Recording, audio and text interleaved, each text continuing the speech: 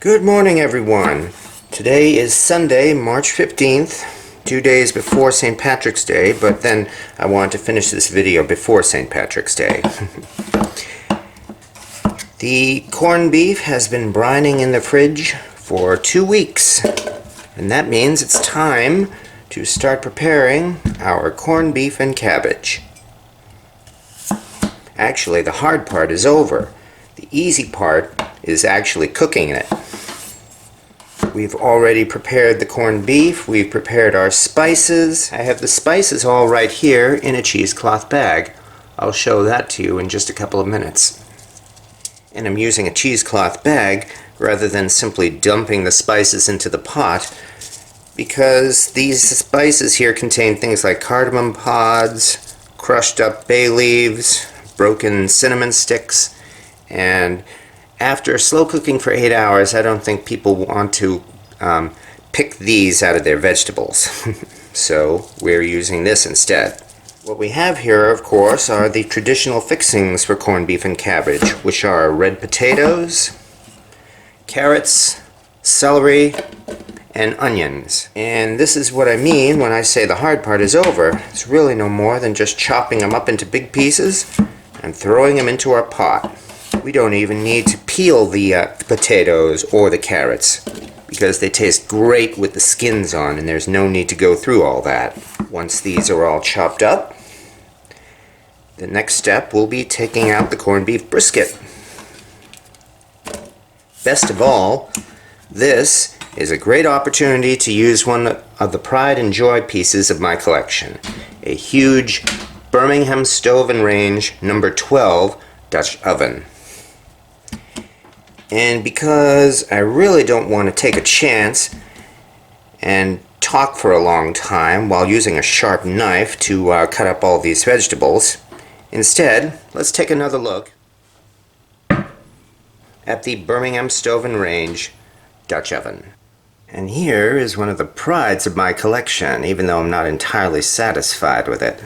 This is a Birmingham Stove Range number 12 sized cast iron Dutch oven.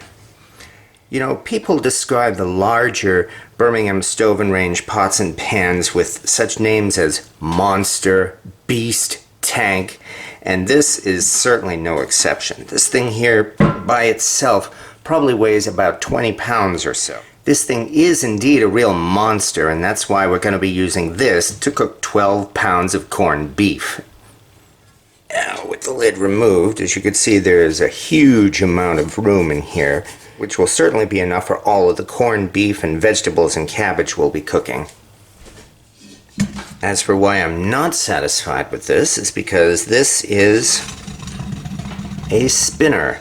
This pan actually had been damaged by fire at some point in the past, causing it to warp on the bottom.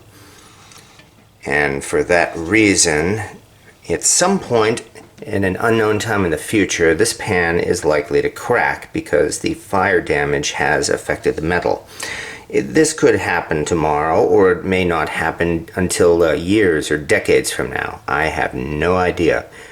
But because of this, I am still on the hunt for another number 12 sized BSR Dutch oven, preferably of the older Red Mountain series. On the other hand, the lid was acquired separately, and this is indeed a Red Mountain lid rather than a Century Series lid. If you look closely, you can see the number 12 actually does have a different style of lettering, and it may even be one of those handwritten pans from the first generation of BSR. Also, the underside has very large basting, I guess you could call them basting dimples. These were pretty much put in at random by the workers during the Red Mountain series, and they became a standard pattern during the Century series. However, these dimples are very large and round, which is different from the much smaller dimples, I guess you could say, used in the later editions of the BSR Dutch oven lids. That included both the Red Mountain and the Century series. So my hope is that one day I will find a number 12 Red Mountain pot to go with this lid. But until then, of course, there is nothing wrong with using this huge beast for cooking, and that's exactly what we're going to do. Time to make us some corned beef and cabbage. And so that is the Birmingham Stove Range Dutch oven. And man, I love an opportunity to use a big pot like that. And once the corned beef goes into the pot, all we'll need to do is add the spice bag, add about 2 bottles of beer, and it'll be ready to cook. Let me show you the spice bag, which contains the spices that we prepared 2 weeks ago. These are the spices we made 2 weeks ago, with cardamom pods and allspice and coriander and cinnamon sticks and peppercorns. Even if you're using a store-bought corned beef, I really recommend trying your own spices and not simply relying on those tiny spice bags that come with the corned beef. And here is our spice bag.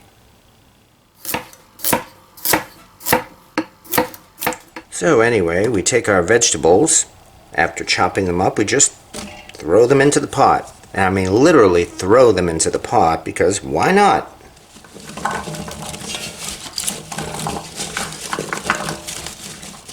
Mix it all together. Here comes our spice bag. Carry it down here. And now we bring out the brisket. After brining for 2 weeks, the brisket has taken on a good pink color.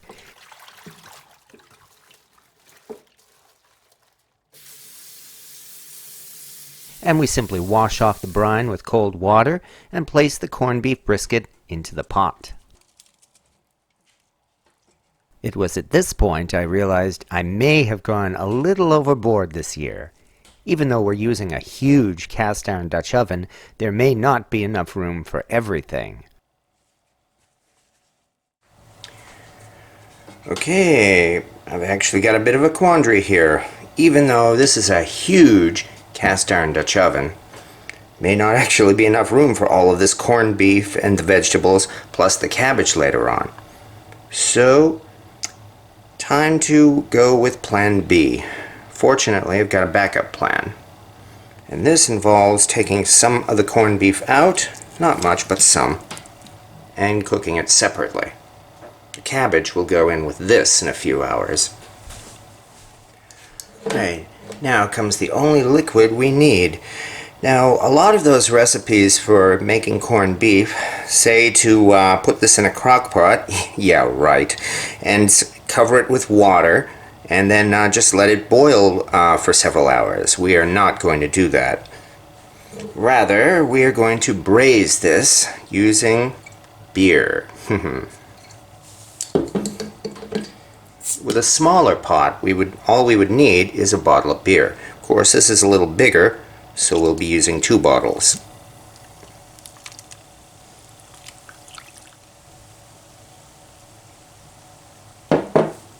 And that is all the liquid we need.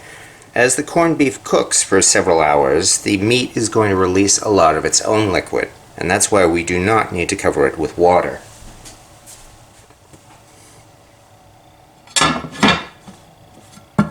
And here's a good reason for using a nice, heavy cast iron lid. And now, to get this monster into the oven.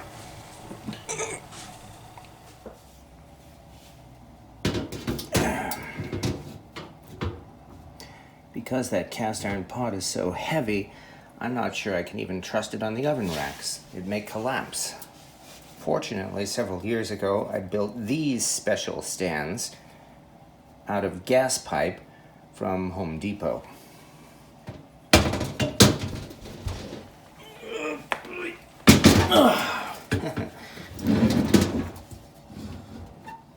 And once it's in the oven, we'll be slow cooking this at 250 degrees for 8 hours.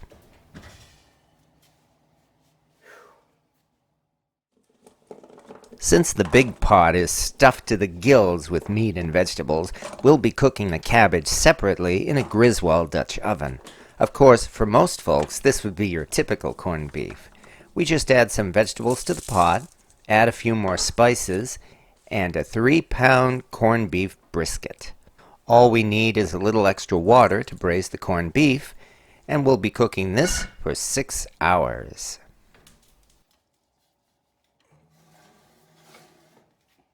Just as with the big pot, we set the temperature to 250 degrees. And now we wait. At this point, I need to address a question you're certainly asking. Why the heck is he cooking all of that corned beef anyway? Well, I've made a big batch of corned beef and cabbage for several years, but usually I only have to cook about a third of this for my family.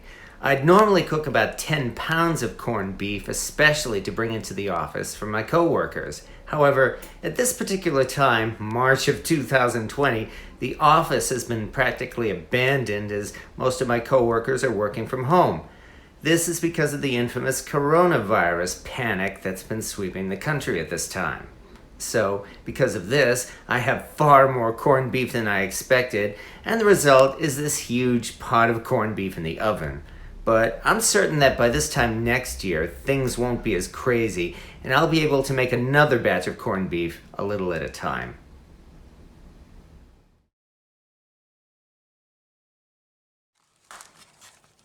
After 6 hours, there is still 2 hours to go before the corned beef is ready, but now it's time to prepare the cabbage. We cut the cabbage into large pieces and remove the toughest part, namely the heart. Then we simply cut up the rest of the cabbage and place the pieces in the smaller Dutch oven with the extra piece of brisket. Here's a sneak preview of our homemade corned beef.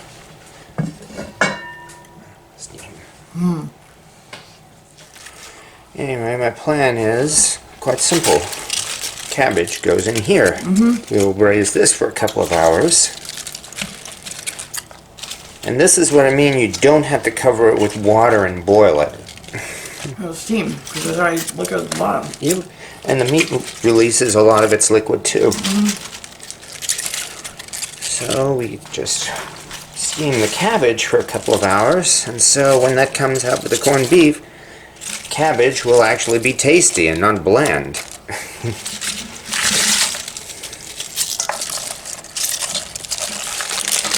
Oh, this will press down nicely, and we've got a nice high lid on for this Dutch oven. So this is. See, there's plenty of room. Oh yeah. No problem. There we go. And now, lid goes back on, and this goes back in for another couple of hours. At which time we will have corned beef and cabbage. Oh, it takes so long. I want it now.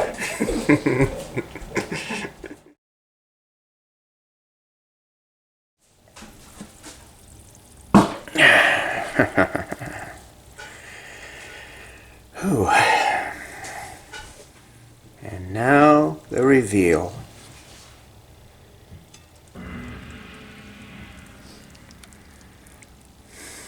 And see, now for all of you, this has been just a few minutes. For me, this has been all day. He likes to torture. It's interesting, the spice bag is floated up to the top. This is the bag of spices. Nice. Cruel and unusual punishment. I believe it's been declared illegal.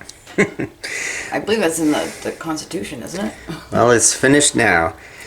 And again, this proves that no, you do not have to cover your corned beef with water and boil it for 8 hours. Look at that. Look at that right there. Oh my god, that looks kind of, it's gonna gross me out. I'm watching the fat like, How about that? That looks good right there.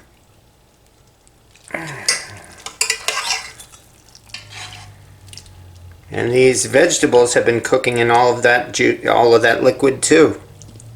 That's what's been made hash out of. Yes, indeed. Doesn't take much. Pretty much just put it in a pan and fry it and then chop it up, you know? Oh yeah.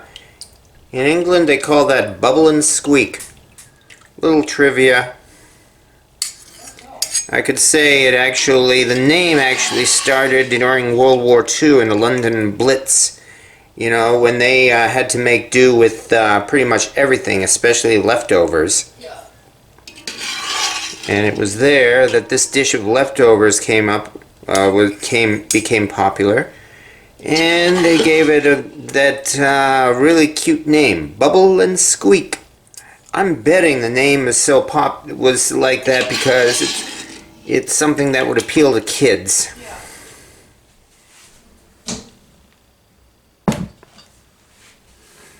And now for the cabbage.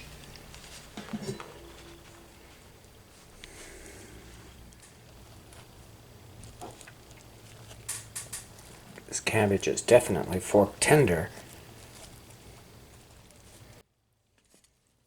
And now that the cabbage is ready, we can serve some corned beef and cabbage you won't soon forget. So if you have any apprehension about making your own corned beef at home, I hope these videos have shown how easy it is to do it yourself. All it takes is patience and a few spices, and you'll have corned beef and cabbage that beats anything you can buy at the store, and the end result is definitely worth it. The hardest part of this recipe, I would have to say, is waiting.